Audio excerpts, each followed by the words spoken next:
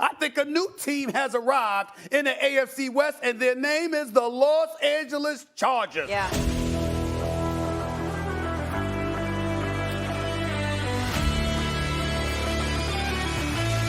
Herbert stops, launches deep.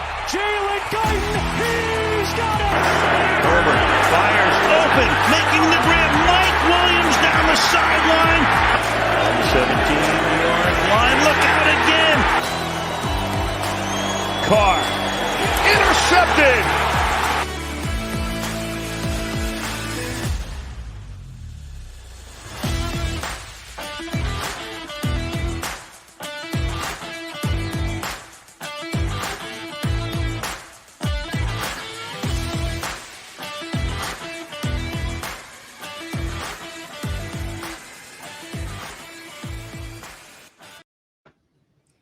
The NFL football season is here. The Chargers have a game on Sunday. Dude, I am pumped. I'm going to be there at that Raiders game, and I'm just so excited, dude. Like, this is where our podcast is supposed to be at, talking actual games, actual football. Let's fucking We have a football game to prepare for. One more sleep. The season tomorrow with an absolutely incredible showdown, by the way, between the Rams. How can you not be pumped? Football season's back. Get over it. It's time to get excited. I know we're dealing with a heat wave over here in California. I couldn't care. I'm just excited for football this weekend. Yeah, man, I'm ecstatic. A lot of Chargers stuff been coming our way. So they just had the second episode of All In. I like Brandon Staley getting in some ass, bro. Starting it off with he's such a nice guy that you wouldn't expect him to be able to like come out and get into some players about, how they're practicing. And it's just a side of him I haven't seen. I haven't seen that, like, go after these guys yet. Yeah. Like, I haven't seen any of it. I love all of that because for where I'm at, we've had talented Chargers teams before in the past. I don't think ever the talent that this team has, but we've had talented teams before that are just, for whatever reason, injuries, just not making the right plays during the right times. They've underperformed. And so now it's time to go out there and take care of business. You have acquired the Super Bowl talent. Now you got to go win football games. So I love it. You got to hold people accountable when you're building a culture. It's all about accountability. It seems like Brandon Staley is that type of guy that he's not going to let anything slide. And that's the type of focus you need to have when you have the Super Bowl aspirations that the Chargers have this season. So talking about Chargers, we had 8 Chargers named team captains. Your team captains for the 2022 season is going to be obviously our quarterback, our leader, Justin Herbert, running back, Austin Eckler, wide receiver, Keenan Allen, center, Corey Linsley. That's all on the offensive side of the ball. On defense, you've got Derwin James, who is the heart and soul of this team, Khalil Mack, Joey Bosa, and defensive tackle, Sebastian Joseph Day. So most of these guys are holdovers from previous seasons. The new guys being Khalil Mack, who's kind of a quiet guy, doesn't talk a whole lot. But when you're that talented, you're that good for so many years, you're a defensive player of the year, and you're just a guy who just wrecks havoc. A lot of players look up to you, even if he's not the most vocal player, at least to the media. He's vocal in the huddle, getting players lined up correctly, and he just leads by example.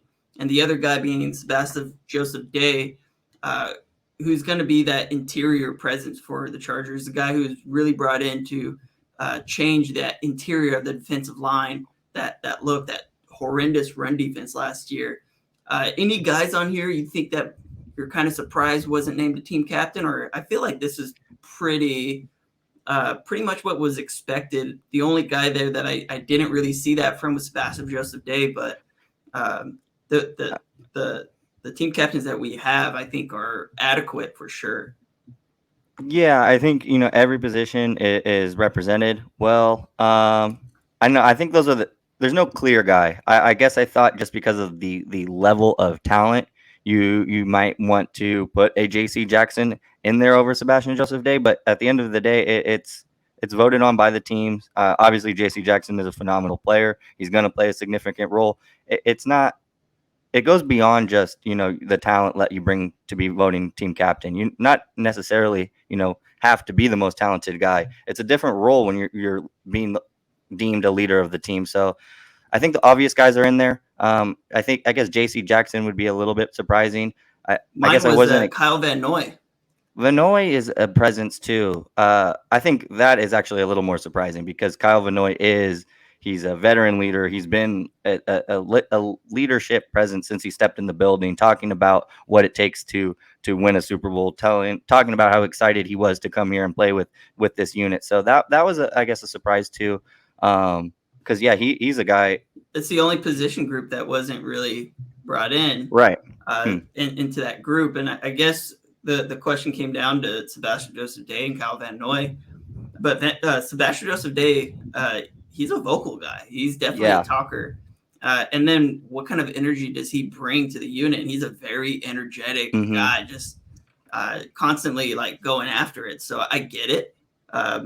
Kyle Van Noy is the only other guy out of that group that I probably might have thought about putting into that. And he's going to be a leader regardless, right? He's still, just because he doesn't wear the C on his chest. I mean, he's probably the first guy to get that. If one of those guys goes down for energy, who moves into that role for sure. Well, and I think it's a good problem to have that not everybody who you would deem as a leader is wearing a C. You got leaders beyond the C on the chest. And that's what it takes. You need a deep team to go deep.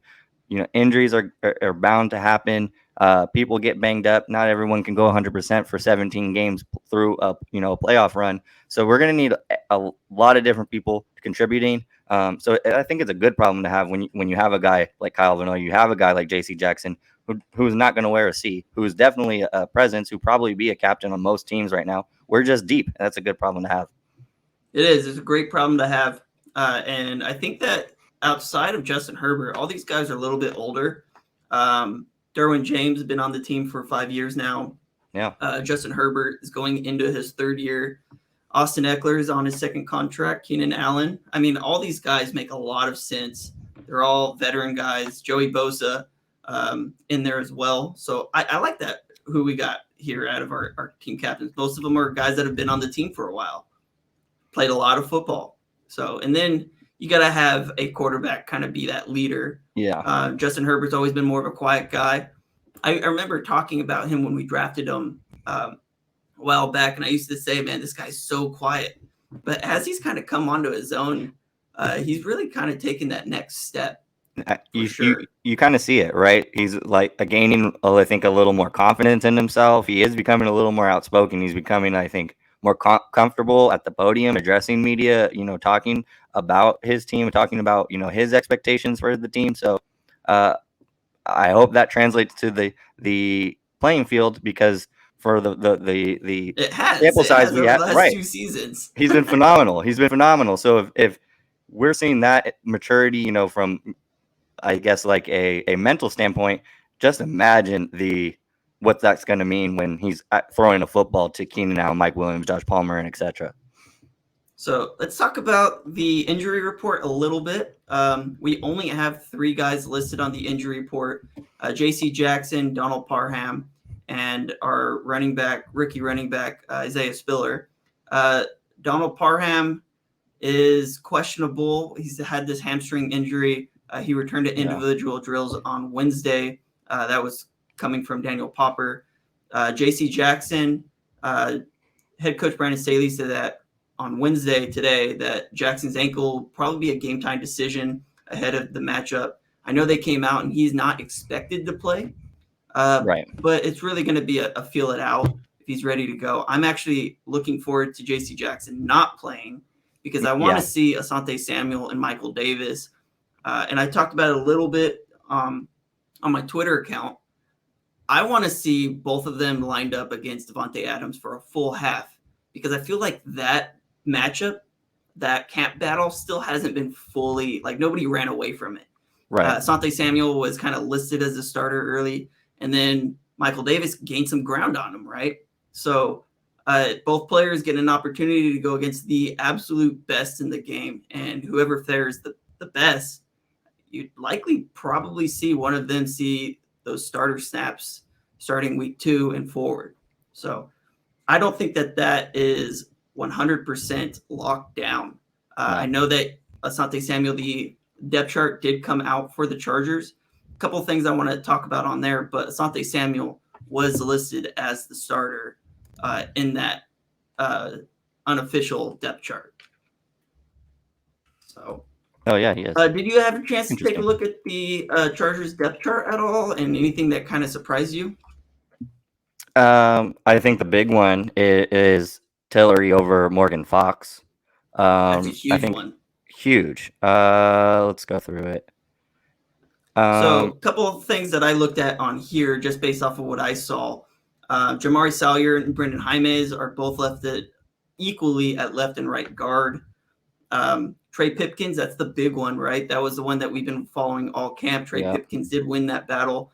I know that this isn't new news by any means, but he is going to be playing against Max Crosby this weekend, and I think that's going to be a huge game. One of the things that I'm looking forward to looking at is seeing how many pressures Trey Pipkins gives up this game in comparison to what Storm Wrighton gave up over the last 2 games. Yeah. And I want to see if those pressures are down to see realistically how much better has he gotten this year than what Storm Norton was last year. Well, and we're gonna find out really soon. You're gonna find out really soon. You got Max Crosby paired up with a new running mate in Chandler Jones, so they're gonna want to get after the quarterback, especially the fact that Justin Herbert's one of the best quarterbacks in the league when not pressured. He drops down, I want to say, like 15th under pressure. So if you're going to give me the option, I'm going to take that 15th ranked number as opposed to the best guy in the league. You got to have to get after Justin Herbert if you're the Raiders and want to stand a chance in this game. For running back 2, Joshua Kelly and Sony Michel are both listed as the second running back, while Isaiah Spiller is listed as the 4th. I think all 3 of those guys are going to see some snaps. I'm interested to see, one, Kelly. I want to see how he plays against higher level competition than what he saw in the preseason. I think that's going to be something to monitor. Michelle came in, was automatically listed as number 2. Yeah. Easy to do that over a rookie running back, but I want to see how these snaps behind Austin Eckler end up playing out and see who actually takes the full role of RB2. And we might not see or have that answered this week, but in the next couple of weeks, that's going to, as Brandon Staley say, that's going to express itself, right? Mm-hmm. So we'll see how that ends up planning out. You just talked about Jerry Tillery, Morgan Fox. Morgan Fox had a phenomenal camp. I am really, really surprised that he's listed as the starter. I mean, why? I don't know. There's no good question for you. I think across the board, Morgan Fox is a better football player. Maybe it's like a seniority thing. Maybe it's just an appearance thing. I don't know. That doesn't make any sense to me. I think Morgan Fox is going to play a lot. I think you're going to see Tillery kind of get phased out of this rotation over the year. That's just kind of my hope. I have been praying that Jerry Tillery is going to get it together. I just don't believe in him anymore. And from what I've seen in Morgan Fox, we have a really good football player. So why not let him try? He can't be worse.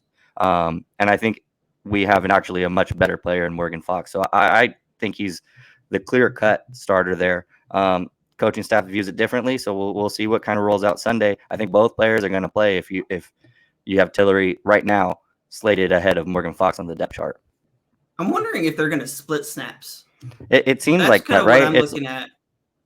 Yeah, it's like one of those things where I don't think the coaching staff like the right tackle position, right tackle is a little different, but like the outside corner battle, like the running back 2 battle, nobody clearly defined themselves. You got guys who did better than others, but nobody ran away with it like you were saying. So maybe it's a similar situation. I thought we saw enough from Morgan Fox, but I felt like Morgan Fox ran away from it. He was blowing up dudes in the preseason. Like, he played extremely well. I thought so too. Extremely impressive.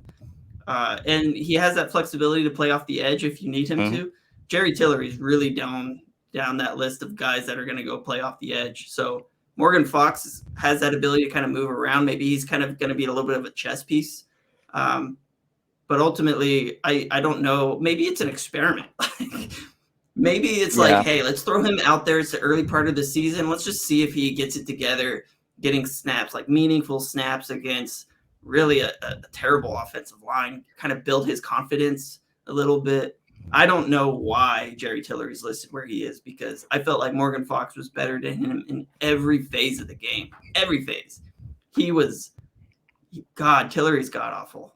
I just don't know how else to put that. Maybe it's also another thing of maybe Morgan Fox didn't run away with it, but Tillery just didn't do enough bad to justify taking the job from him. So maybe it's like one of those things like, all right, we're going to test you. And if you continue to show us what we believe, we're going to go with the new guy. So maybe it's one of those things, just the reverse. Like he just didn't do enough bad to justify losing his starting position. I don't know. I don't understand it. I'm hoping we see more Morgan Fox snaps than Jerry Tillery snaps. I think if the rest of that D line can show up, I think that matchup gets lessened. Like the significance of that position is significantly reduced. But it's a team sport. It's the ultimate team sport for a reason. You need all 11 guys working in unison collectively for 4 quarters. So we'll see. It's not something I'm super confident about. No, I'm not very confident either. Let's talk about the Raiders. You ready to talk about the Raiders? Might as well. I'm so sick. I'm so angry with them. I can't. I'm so happy we got in week 1. Let's go. So tell me about this revenge game. What are you looking forward to just seeing happen outside of just a win? But like before we get into the players, before we get into like what does this game, coming off of the fact that the last team we played was the Raiders, what do you want to see occur to just feel full again? Because I feel so empty with this loss. I still taste it. I'm trying to drown it with wine. I'm really struggling. No, that hurt. And to me, it is all about making a statement. Like, who are we? Because last year we were a fringe playoff team who gave up 70 yards on 2 rushing plays to give up a game-losing field goal. So it's all about making a statement. Who are the 2022 Los Angeles Chargers? And I want to come out hot, punch them in the mouth, and show them that we are going to be a presence not just this year, but for years to come. And I think you start that by you got to take it week by week. What a better test than to play a division rival at home, the team that knocked you out of the playoffs last year, a team whose fan base is year in and year out delusional for their expectations in the team. I can't wait. I want to make a statement and an example of the Las Vegas Raiders. And I don't think you do that any other way but going out and dominating from opening kickoff to the end of the game. I don't want to take the gas off the pedal one bit. I'm looking for like a 34, 20, 21, just shellacking. That's what I'm hoping for. And make a statement. Show the league and the division how we view ourselves. So, and I think, I'm just excited. I want to make a statement and an example out of the Raiders. So this team starts really with Derek Carr. And how is Derek Carr going to play? He had his best statistical season last year, completing 68% of his passes for 4,800 yards. The most passing yards he had ever passed for before that was 4,100. So he really played himself into a much better just overall talent level. He really brought himself up from previous years, and he really didn't have the greatest cast if you take into effect that Darren Waller was out most of the year, that they lost their first-round pick to this crazy incident. Had 23 touchdowns to 14 interceptions. They threw the ball a lot more than I think people were expecting them to throw. 626 attempts. Before that, the most he had was his rookie season, 600. And then really it's been kind of around the 525 to 530 range for most of his career. So he really played himself into a totally different level of talent than what he's shown in previous seasons. And I think that they got definitely better at the wide receiver group when you take into effect that Davante Adams is on this team. Mm-hmm. I think that he's kind of the X factor. If he plays like he did last season, I think their offense overall is going to be better. if he falls back to, those seasons where that team went 4-12 and, 6-9, then I think you're going to see a lot of that pain. So ultimately, I'm looking to see how we get pressure on Derek Carr. Absolutely. And how he handles playing against Joey Bosa and Khalil Mack every single snap. And that's a big, I think, position battle to monitor. The fact, I think the Raiders' offensive line is atrocious. I thought it was the worst part of their roster a season ago. And I know that you mentioned Davante Adams, and I'm not going to undersell his potential impact on his team because he's going to be a major impact. But beyond just Colton Miller at left tackle, who I think is a very good tackle, they did not do anything this offseason to address that offensive line unit. No, they got worse. They got worse. Alex Leatherwood experiment, that's over. They waived that guy. Let's talk about that for a sec. What is going on? We're cutting first-round draft picks after one season? Asking me to explain the Raiders is just potential to go crazy. You're never going to figure out what they do. They do not make sense. That was so baffling, and I couldn't help but just laugh because that is such a typical Raiders move. You went and drafted that guy first round last year, and yes, he was awful, but guys do that all the time and rebound. And now this guy I don't think is on an NFL roster right now. He's on the Bears, so they got. Is he on the Bears? Yeah. So not only do you cut bait with a first-round draft pick, somebody that I think was still projected to go in the second round, 16th overall. All right, that's a little high for Alex Leatherwood last season, but not to not even put him on the practice squad, right? Right. To outright pay money to cut a guy that you have control over for 4 seasons. You still have 4 more years with this guy. You have last year, you have the next 3 years for sure, and then you have, if he starts to develop kind of late into his career, you have that 5th-year option. You have so much ability to just let him sit. Just give him a random roster spot. And they decided that it just wasn't going to be enough. And they paid $7 million to cut him. And then if he would have went unclaimed on waivers, they would have owed him even more money. The Bears picked him up literally as a flyer, just like a guy that's like, hey, let's bring him in. Let's mold him. Let's make him better. What happened between him and Josh McDaniels that Josh McDaniels was like, dude, get out of my face. Just leave. I don't care where you go. Yeah, it's I feel like it's one of those, when you're watching the NBA and you don't see anything obvious, but the ref calls it technical. It's like one of those magic words. I feel like he just did. He said something to McDaniels, and McDaniels was over it. But the fact that you're going to go Leatherwood, who is not a good tackle, but he at least had potential to become a starter. Now you're going to turn over that position to this guy I've never heard of, Jermaine Eleanor, who's played in the league 5 years, solid, but with just 13 career starts to his name, that all that tells me is that you are now starting. He's a swing tackle. You're going to roll a dice with a swing tackle. He is not a starter at this level. Otherwise, he would have more than 13 starts in 5 seasons. And the Chargers know all too well what it's like to be lacking at that position. I mean, Norton was a starter last season. He's a swing tackle in this league. That's his talent level. And he got absolutely eaten alive by Max Crosby. I expect the exact same thing from Bosa and Mack the entirety of this game. And I hope Derek Carr is warming up his legs right now because he's going to need them fresh on Sunday. On our Week 4 matchup last year, Carr was sacked 4 times with a 45% pressure rate. He ended up throwing that game-ending interception, and he absolutely loves to throw interceptions against this team. 9 career interceptions in 16 games against the Chargers. I'm hoping for a couple. I'm hoping for a couple of this game because I'm ready to get after Derek Carr. I want another crying Carr meme. Can we get one of those? You're talking about Jermaine Illuminor, and you're not knowing much about him, but even their right guard, Lester Cotton Sr., who's projected to be their starter. I've never heard of this guy before. At least Illuminor started games for them last year. Lester Cotton is a 26-year-old player who's in his 2nd season. and he has 0 starts to his name, and he's only played in 5 total games, was available in 5 total games. So he wasn't even good enough to move to guard.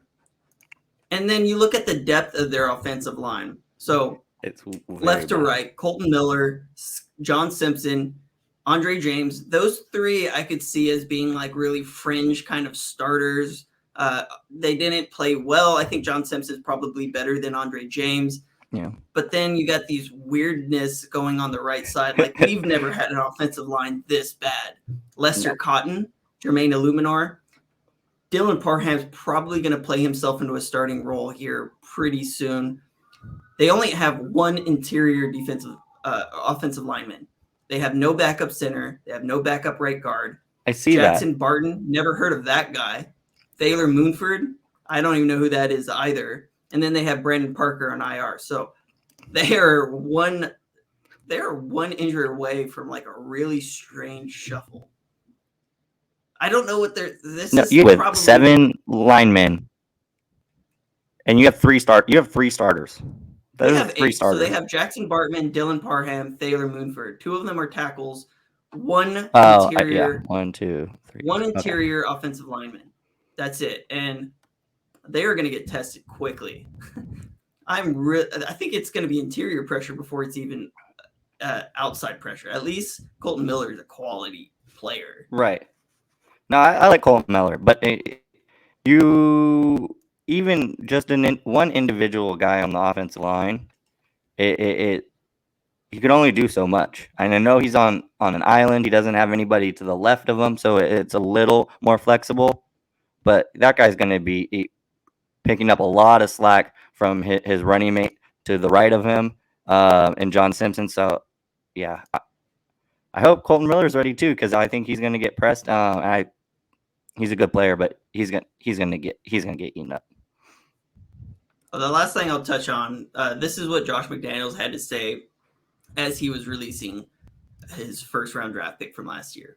We talked about competition since we came here in every position group and trying to give every player an opportunity to earn his job and to earn his role, whatever that may be. Some are bigger than others, and we felt like we did that. We gave everybody an opportunity to go out there and play and really perform. So there's a lot of tough decisions that you make across the roster. You hope you get them all right. We're not perfect at that, obviously. So hopefully we did the best we could for our team, and we tried to make the decisions we thought would help us going forward. Leatherwood wasn't part of the future. And at least in McDaniel and general manager Dave Ziegler's viewpoints, they decided to cut bait. So it is what it is. I don't get it. I'm done talking about it because it's just an embarrassment, even to their fans, like their franchise. And I really like their head coach. So the fact that Josh McDaniels just was like, it was a lost experiment before he even got a chance to kick the wheels on that a little further. We even kept Trey Pipkins on the roster.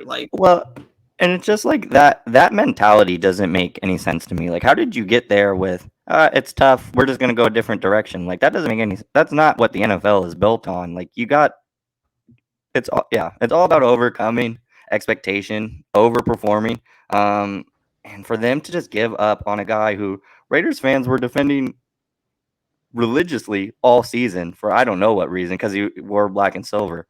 I guess I respect that part of it, but it goes back to the fact be worse than what Trey Pipkins was his rookie season. Yeah, and Trey Pipkins and moved himself into a starting role 4 years later. Have some faith in your guys to get better. The fact that just say like, nah, this guy, they said it in that quote, like, we think this guy is trash. So bye. Like that's what you feel about that. That's how you feel about him. That's baffling to me. It's insane to do that. Talk about Davante Adams. I know he's one of your favorite players in the NFL. Absolutely. Go for it. Davante Adams, the best receiver in football. And it's going to be a very interesting matchup. We have J.C. Jackson officially questionable, which is good. I did not expect him to even be. I thought it was going to be a clear cut, no way for him to dress. I still think he's probably not going to play. But back to your point, you're going to see a lot of Davis and Asante Samuel Jr. out there on him. And Davante Adams is not a guy you are going to erase. You're going to have to hope to slow him down. You're going to have to hope the other guys aren't making plays when he's not being targeted. I am really excited for this matchup. I'm semi-dreading it because I don't really know where, my fandom is. I know I'm going to go Chargers all the way, but it kind of hurts to watch a player I've admired since he stepped into the league go and dress up in the silver and black. So it's going to be a kind of a weird game for me to watch. But those Chargers DBs versus Davante versus Hunter Renfrow, I'm really excited. You got Davis, Asante Samuel Jr. outside, going to play a lot of time and attention to Davante Adams, but that Bryce Callahan and Hunter Renfrow battle in the slot is also going to be entertaining. You got to expect that Derwin James is going to be following Darren Waller around a lot. He did that lots of the first two meetings last year. We just don't have a player who's got an interception in the first week matchup. 4. Mm-hmm. We just don't have another player who's capable, I think, of guarding Waller. I think if you go linebacker, you're giving up a lot of speed, and if you go DB, another DB on the roster, you're going to give up a lot of size and athleticism. So I think those are 3 very specific matchups that are going to be key to this game. I think it's going to be a high-scoring game. I think there's going to be a lot of points scored. I hope it's one-sided, but I do think there's going to be a lot of offense in this game. I'm excited. You get into the NFL expecting you want the best. You don't want anything less, and you're going to get tested week 1. The competitor in the Los Angeles Chargers right now, all the competitors have to be excited because that's what you live for. That's what you get up for in the morning. I don't think it's going to be a high-scoring game. You don't think so? I think this offensive line for the Raiders is so atrocious. They're bad. And I think you've got the best pass rushing tandem the league could ever see. Like Joey Bosa, Khalil Mack could legitimately be that's where we're at. 15. Like I'm expecting Lawrence Taylor, Reggie White. I'm not going to get there yet. But toward the end of this episode, I kind of want to get into expectations for this season. And my expectations for this pass rush is just going to be outstanding. And we'll get into it. But Davante Adams, obviously the best wide receiver in the league. And I'm actually kind of happy J.C. Jackson's not playing this game because I want to test our other cornerbacks. I want to see game planning. How do we adjust to Davante Adams not having our star player? Because I think that's important. I think it's really important to see how Brandon Staley game plans against their best player. Absolutely. I think he's better than Max Crosby as a receiver than Max Crosby is as an edge rusher. He's just better. Yeah. He's one of the best to ever play the position because I just think that he's that dynamic. I think regardless go for it. I'm just going to say, regardless of position, I think he's a top 15, top 20 player. Top 10 if you take out quarterbacks. He's an amazing talent. There's very few people that impact a football game on the level that Davante Adams does. The Green Bay Packers did not have very good receivers while they were there, so teams literally just bracketed coverage to him, and it didn't matter. They did whatever they wanted. So when you have a player of that star caliber of Davante Adams, you really have to set up a really good game plan to prevent him from feasting.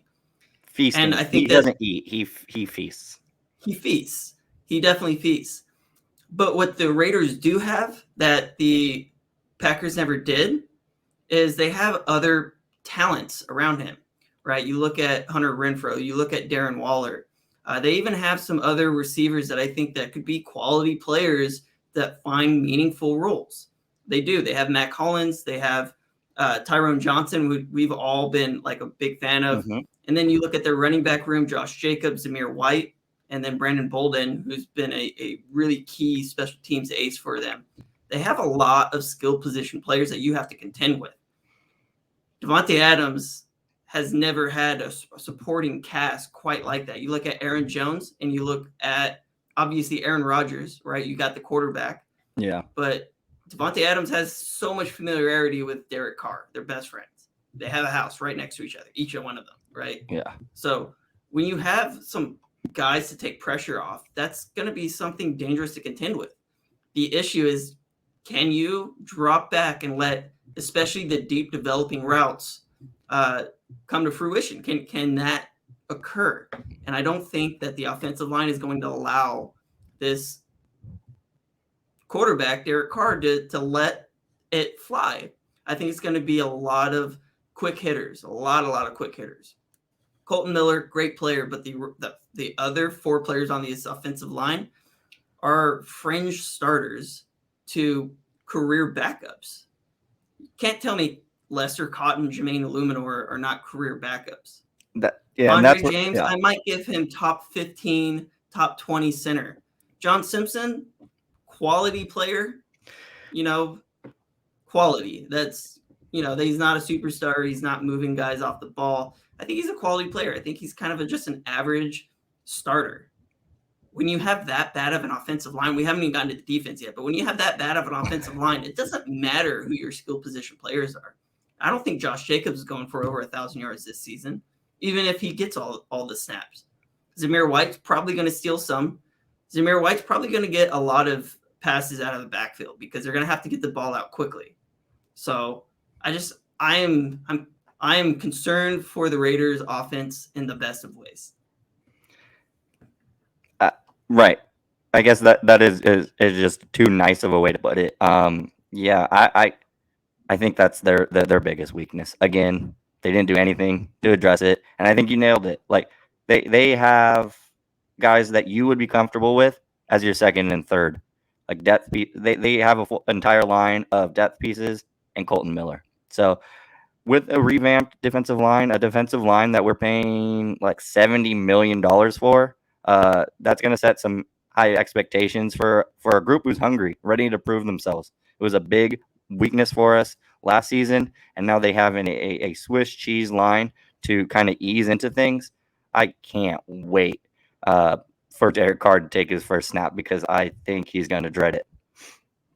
And then we move over to the defensive side of the ball. They got holes there too. They got a lot of holes. Obviously, Max Crosby is their best player on defense. Chandler Jones, ageless right now. Mm-hmm. We'll see if that age catches up to him this season. I have no problems with our offensive line handling this defensive line, but I do think there is some quality players on this defensive line. Max Crosby was probably the best edge rusher last year, not named TJ Watt. He was generating so much pressure. He was insane. Has a great story. And then Chandler Jones, he has been a very quality player, but I still think he is a downgrade from Yannick Ngakoue, who for what Yannick Ngakoue is today, right? He's a very, very good pass rusher, but I think Chandler Jones he's older, man. He's like 33, 34 years old. I still think he has enough in the tank to be an above average to a borderline Pro Bowl caliber edge rusher at this point in his career, but I don't think that he is the player he was 5 years ago. No way. No way. And it's similar to where they are at in their careers. Way rather have Ngakoue right now. And on the flip side of that, the guy who is going to be blocking him, I'd way rather have Rashawn Slater right now, especially in this matchup. You're going to tell me a guy that the ageless wonder who has yet to have that declining season. It's just a matter of time in this league before you have, not everyone's Tom Brady. Like, not everyone can do that. There's one Tom Brady. And so eventually it catches up to you. He has played a lot of football. And with a guy like Rashawn Slater, second season, hungry to get even better, that is an excellent matchup that I think favors the Chargers significantly. And then, actually, that's going to be a really good matchup to watch because if I am the Raiders defensive coordinator, I'm putting Chandler Jones on Rashawn Slater because I'm looking for Chandler Jones who has that experience to be able to set Rashawn Slater up where Max Crosby's probably still working on how to set up players. He wins off just pure athleticism, pure strength, just raw talent. And Max Crosby still isn't a finished product, which is scary because I think that he's one of the best pass rushers in the league, and I think he has so much room to still grow. And then obviously, why would you not put Max Crosby on Trey Pipkins? Well, and they hit him last year, right? They let Max Crosby go after Slater a couple of snaps and wasn't working for him, so they switched him over there where they had tremendous success. So it's like one of those things like why not see if it works again? If I was the Raiders, I wouldn't be sold on Trey Pipkins. I would want to test that. I hope they test it because I want to see what we got in Trey Pipkins. So bring Yeah, it I on. actually want to see it too. This is a great game to feel out so much. Absolutely. Going down the lot, talking about feeling out, and then another matchup that I am keen on is Zion Johnson versus Bilal Nichols on the interior. Chandler Jones is the power edition, but I think Raiders fans should be really excited about Nichols because he's a really fantastic pass rusher from the interior.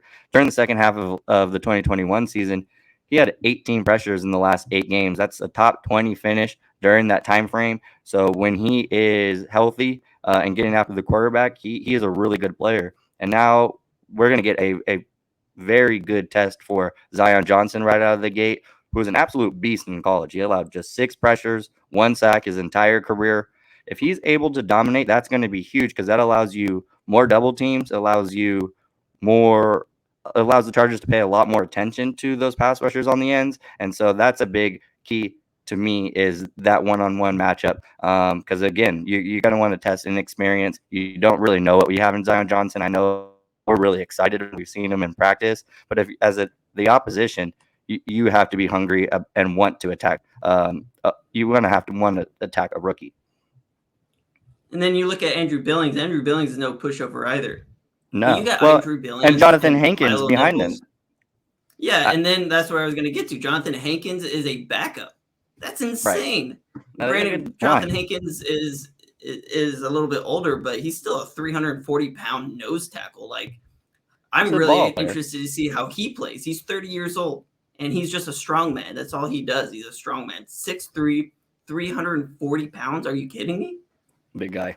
That's going to be a matchup you're going to want to watch regardless. So, but I think that our interior offensive line is going to be probably a really big strength this year because I'm really expecting Zion Johnson to have a similar rise that Rashawn Slater had because I think he was the best guard in this class. And I've heard nothing but great things from him all camp. He's a cool guy. You can't help but root for him. And now it's all just about going out there and putting and proving it to people. So I have a lot of expectations. Just gotta go out and do it now. In terms of linebackers, Divine Diablo, Denzel Perryman, Jayon Brown. It's a really strong group. Denzel Perryman really came onto his own last season. Was kind of at the lead of all tackles for all players last year. Divine Diablo has had a kind of a good rise for sure. Jayon Brown coming over from the Titans.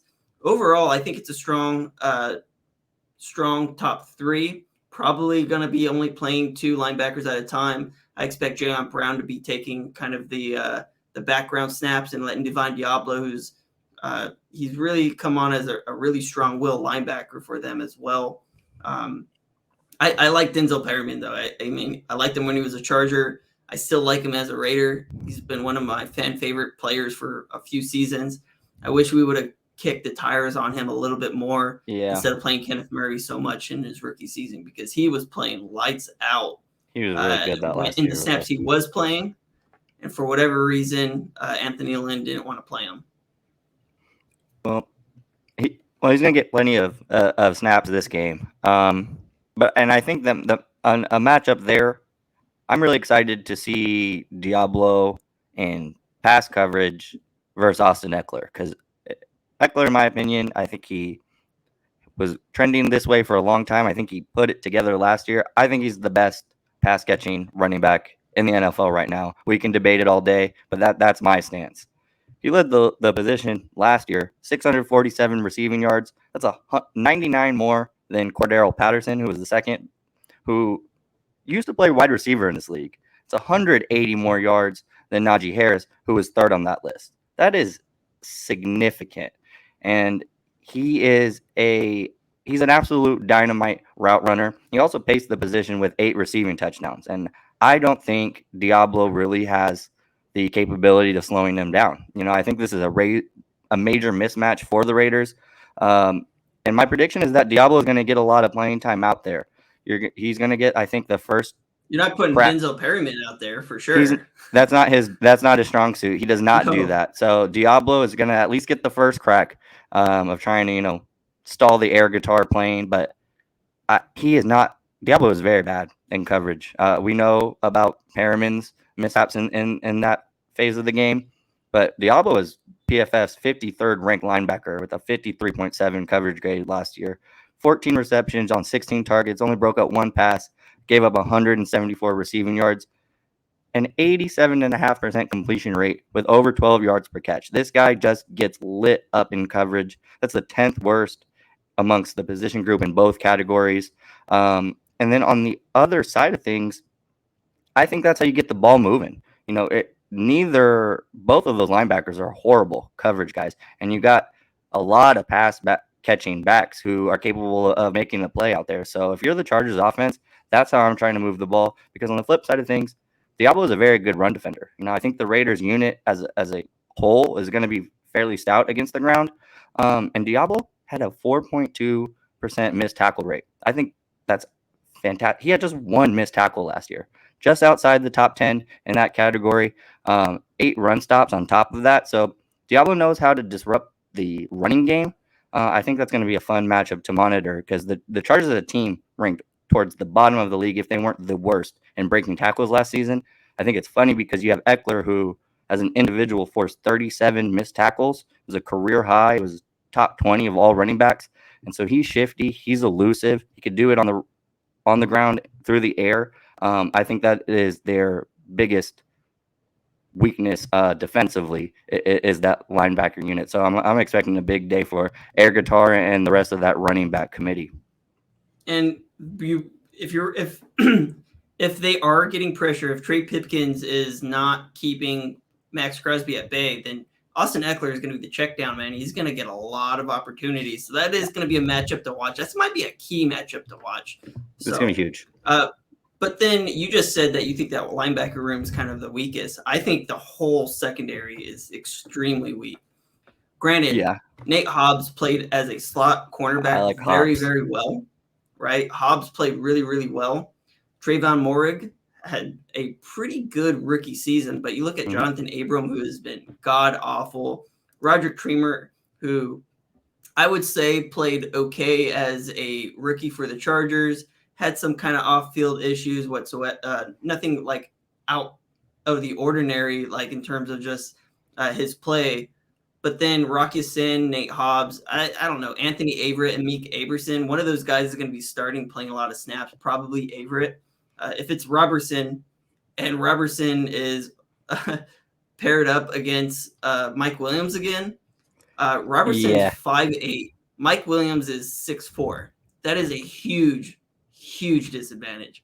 I am throwing that way all game long if they get matched up like that. I expect Rocky Sin to probably be their receiver or their cornerback covering Mike Williams. I think Nate Hobbs is going to be in the slot. Then you got Josh Palmer or Jalen Guyton on Amik Robertson. If it's Palmer, you got another bigger wide receiver. That's a huge disadvantage to this team if Amik Robertson is their starter. If it's Anthony Averett, then we'll see where that goes. But I think that this is a very suspect, not very trustworthy secondary. Rocky Sin has played well, but he's always injured, and he's constantly it's something that he's not solidified himself as a cornerback who was drafted in the first round just like 4 seasons ago. So I think that there's a lot of suspect to the secondary. I think that's probably the weakness of this group, in my opinion, even if Nate Hobbs, I think if anything, Nate Hobbs' season was probably just a fluke, right? Like a guy drafted in the 6th round who played in Gus Bradley's defense. By the way, Gus Bradley has a tendency to bring the best out of slot defenders. Right. That's every slot defender who has ever come and played for the Chargers under Gus Bradley had so much success. Well, I guess that's where we differentiate on our opinions. I think they're actually. I think that's the biggest part of it is the lack of experience, and I think going into last season, I think I would have easily been on board with you this was the weakest part of their. What were we talking about last year going into week 4? Like, we were just trashing their DBs because it was just like, who's this guy? Who's this guy? They had like 5 rookies starting in their secondary. But I think you saw really good seasons. Hayward, though. Casey Hayward's balling out too. So they don't have either a Casey way. Hayward this year. No, they have unproven guys, and I think if they see the continued growth from Nate Hobbs and Trayvon Moore, they have a solid unit. But that's a big if. Not everyone can continue their success from rookie year to their sophomore season. That's going to be key for this unit because those guys are the heart and soul of that secondary. I think adding some veteran presence to that group with Rock Ya-Sin and you didn't mention Deron Hammond in the safety room. I think that's going to help those second year guys. And if those young guys can continue to improve, I think they'll be a solid unit because as a slot defender, I think Hobbs was fantastic.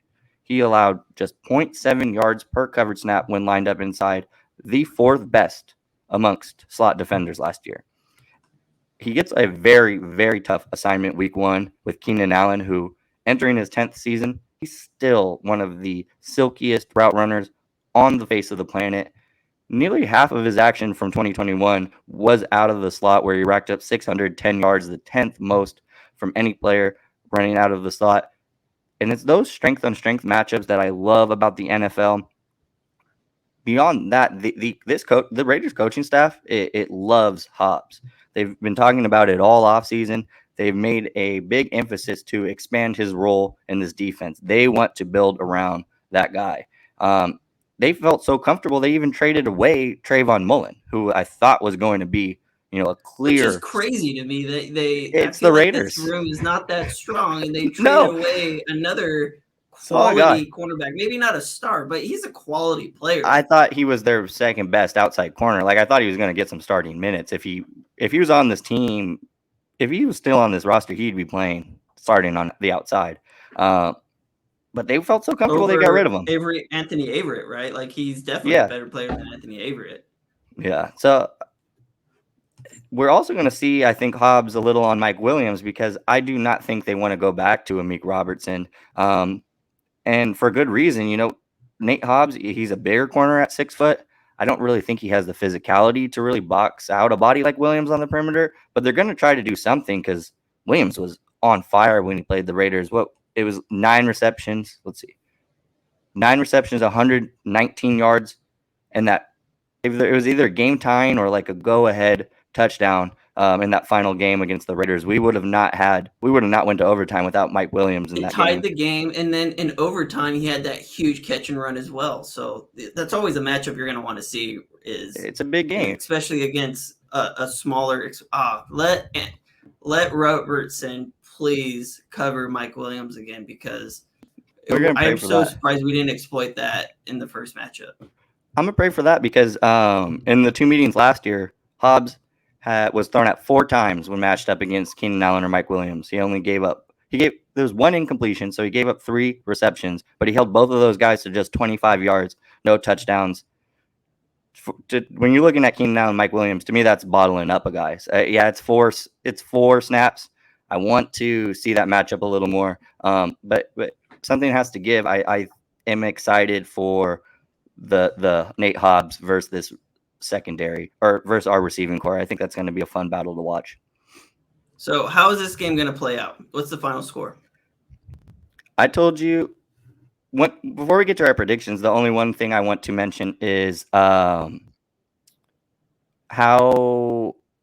I desperately need the Chargers coverage teams to come out and make a statement for me because I have a really bad taste in my mouth from, just watching, what was his name? Davante Turpin from the Cowboys just destroy us in that preseason game.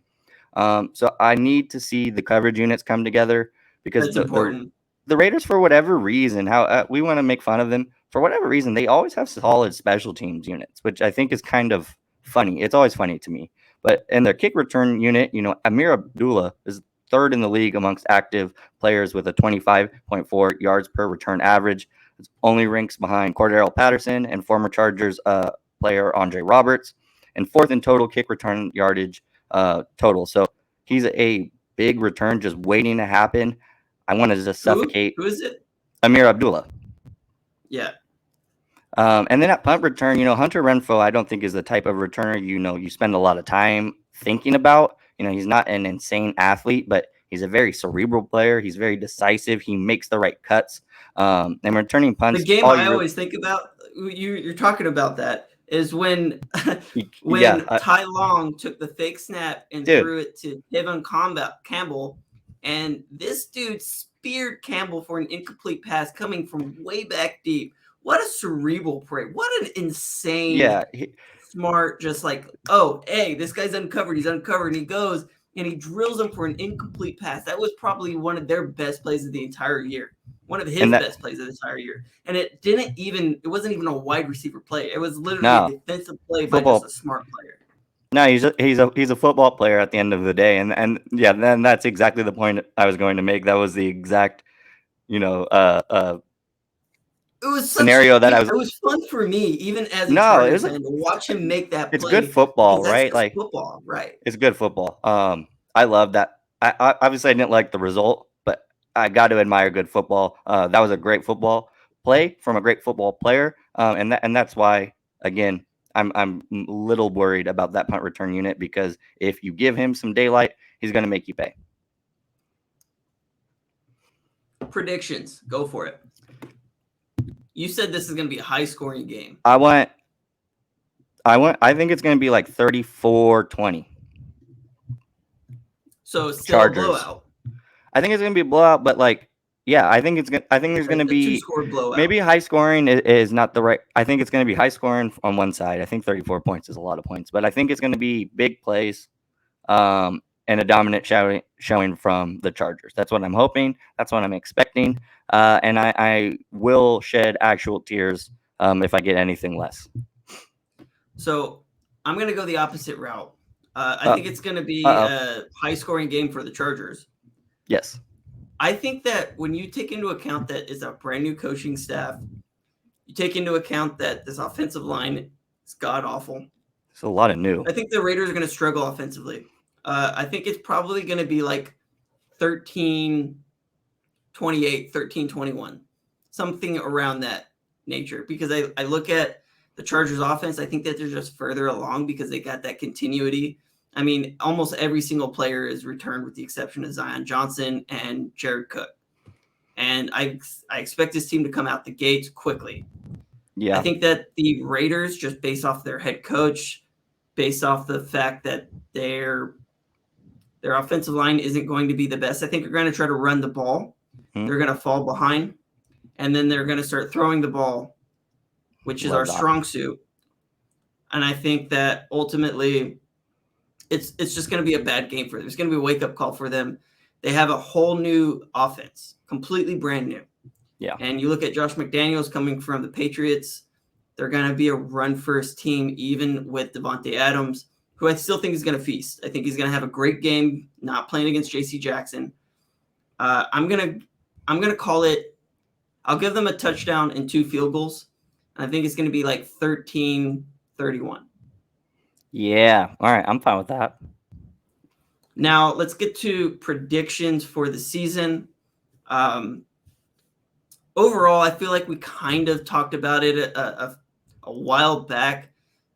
Chargers overall record based off of how you see this team, what you saw in the preseason from players who did play, and just kind of what your overall expectations of this team are for the year. I think Super Bowl is no matter what. I think everybody thinks that the Chargers are a Super Bowl team. So I think playoffs is really the floor of what you expect from this team. Yeah. I think Super Bowl is legitimately in question.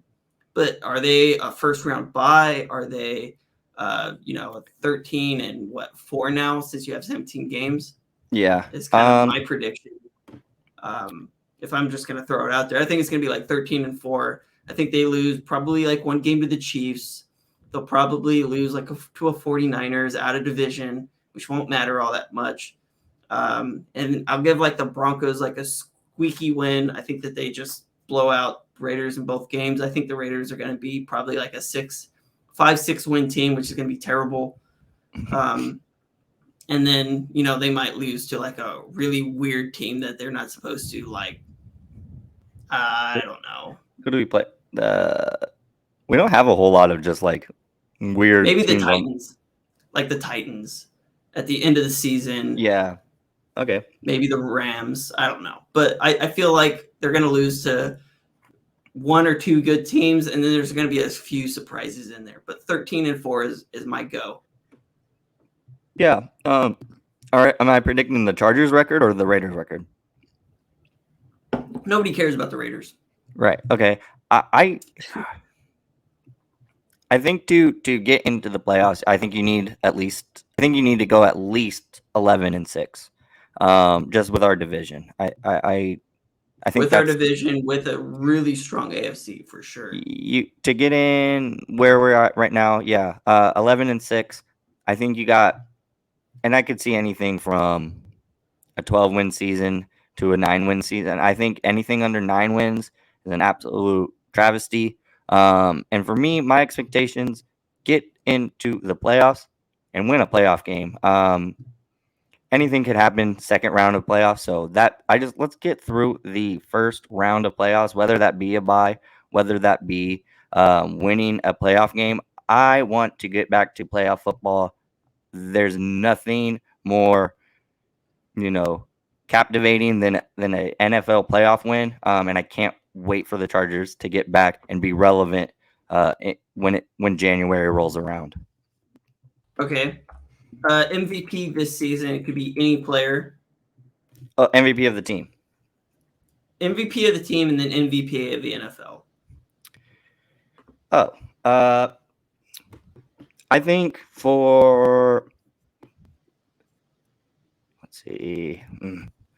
this team to be what we want it to be, we need a defensive player of the year season from Derwin James. So to me, that's the guy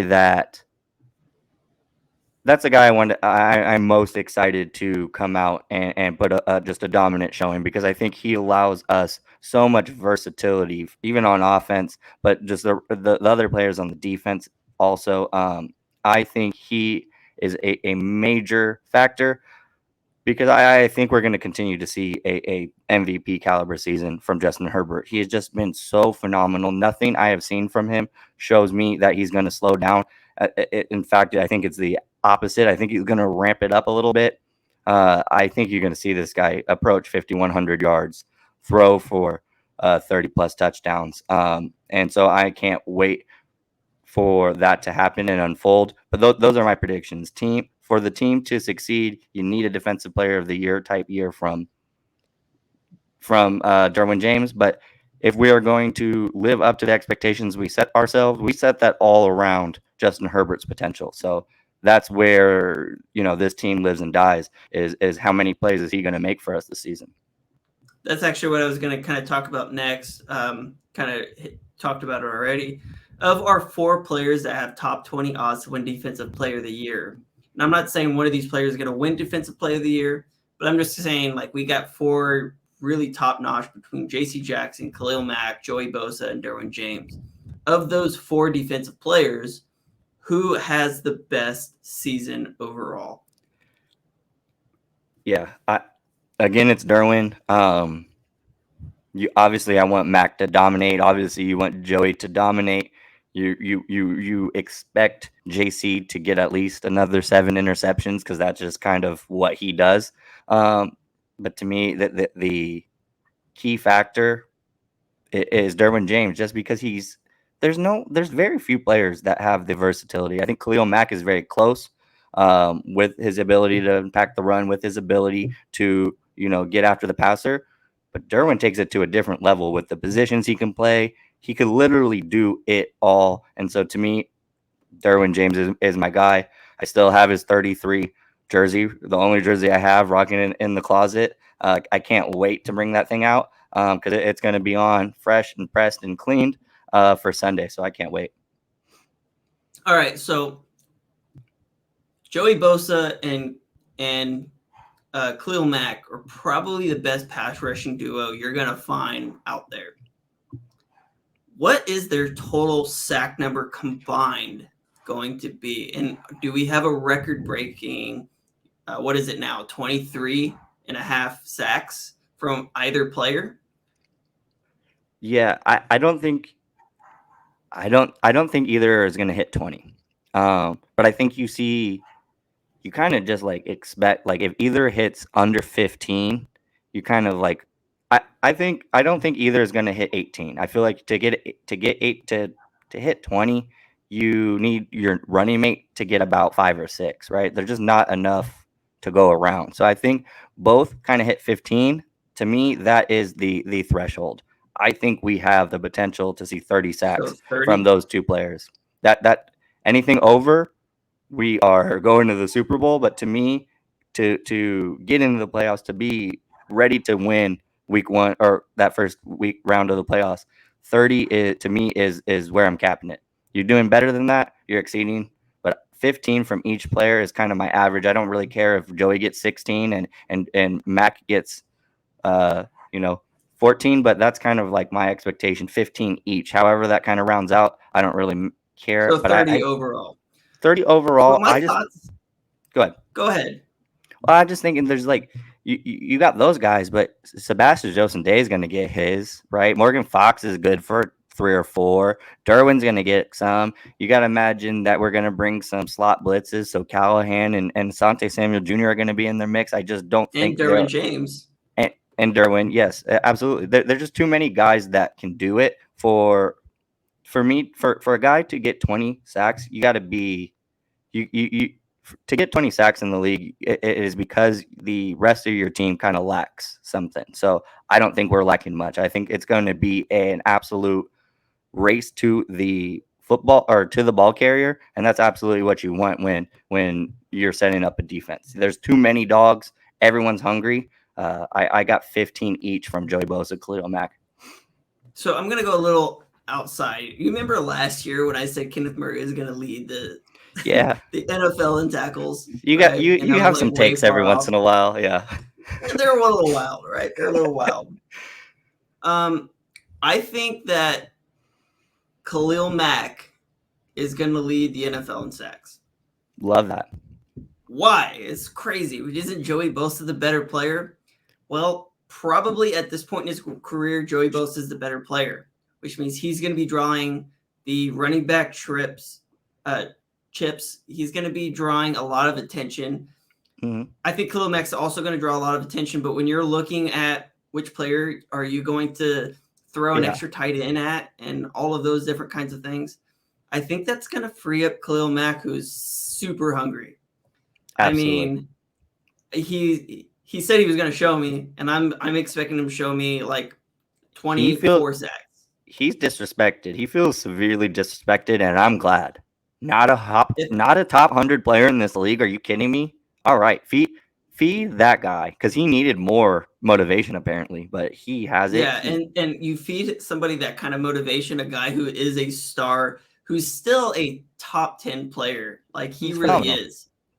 And I think that if there's going to be another record breaker, not named Justin Herbert, who's probably going to throw for the most yards in a player's 3 seasons, most touchdowns in a player's first 3 seasons, all those other records he's going to continue to break. I think and he's handsome. Handsome as shit. My quarterback's more handsome than yours. We'll talk about Justin Herbert in just a sec, but I think that Khalil Mack is going to be the forgotten guy because Derwin James, because J.C. Jackson, because Joey Bosa, and I feel like just because of his age, people are really overlooking Khalil Mack, and Khalil Mack is still one of the best pass rushers in the league, one of the best defenders in the league, and his down season, like he played 7 games on a terrible Bears defense that was missing Roquan Smith for a part of it and had, like, it's just totally different. It's totally different. Khalil Mack is still the cream of the crop. He is still the top guy. So if you're overlooking him, that is just going to say so much because he's gonna get at least 15 himself, especially in a division that is going to be a shootout all the time. Yeah. Right? The Chiefs, we know they like to throw the ball a lot. You're telling me Russell Wilson they're not going to let him cook? Like, let Russ cook. That's gonna happen. Yeah. Right? Bronco country. Let's ride. ride. That's right. I love when Keenan Allen's making fun of him. Oh, it's great. All right, so I think that Khalil Mack is still a player who's got Defensive Player of the Year aspirations. Maybe not aspirations, but like he's looked at as that kind of guy. But he's still the fourth thought guy on this defense. Justin Herbert, what records are left for him to break? Super Bowl records. That's where I'm at. Super Bowl records. That's what's Super left. Bowl That's and playoff exactly records. Get in the postseason. He's done everything you could imagine or could want from a regular season guy. Very similar, I think, to Phillip Rivers, who was a phenomenal regular season quarterback. So the next step, break all those records, do the exact same thing, get all those records in the playoffs, in the Super Bowl. That's the next step. Did you get a chance to watch the first episode of Gridiron Heights? Which one? No. I don't even know what that Justin is. Herbert the total Cali bro. Like, what is this? What is the show? It's Gridiron Heights. It's on YouTube. It's the cartoon characters that they do for Bleacher Report. Oh, yeah, no, I haven't seen it. Yeah, so they changed his character to a total California stoner. Is it Cali bro? All right. Awesome. A Cali bro, exactly. I'll check it out. All right. He's one of he's probably your favorite player on this team, Austin Eckler. Give me a stat line, and we'll close this out. Austin Eckler. He said 1,500 yards last year, and I think he hit that. Like 60. Yeah, I think surpassed it. He surpassed it. Does he have a better season? Does he have a worse season? Does he come back down to reality? The most important question. Yeah. Does he lead the NFL in fantasy football? That's a big question. I tried so hard. I did not land Eckler on a single fantasy team, which is a big bummer. I was pre-naming all of my names to You still got another day to start a new one. I know. I might just join a free fantasy league and start it myself and give myself the first pick. Because I've been pre-naming my teams Brisket and Air Guitar, and I didn't land Justin Herbert or Austin Eckler in any of them, and I'm in like 5 leagues.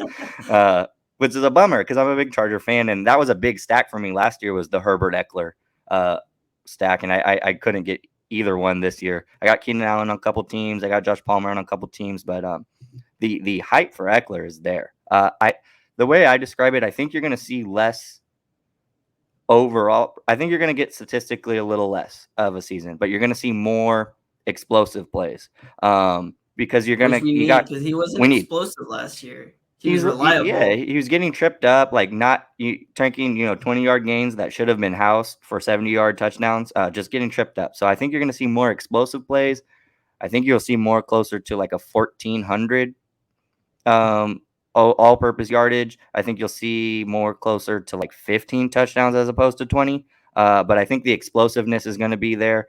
Week 1, I'm going with 114 yards, 2 touchdowns, and a major factor. He's also going to pick up a huge block on I'm going to say a 45-yard touchdown from Justin Herbert. Well, the game is on Sunday. I'm ecstatic. I can't wait to go. I'm going to breakfast with my grandma who lives in Fullerton. I'll be going to the game, and then I'll be going to the Little Italy in San Diego. Oh, dude. Wow, yeah, I got a full day planned. What so I'm a day. Ecstatic about the game. It's going to be a great, great day, and I'm looking forward to a Chargers blowout. Well, let's close it out the right way. Bolt Nation. All right, thank you guys so much for listening. We'll talk to you guys next week. Over and out.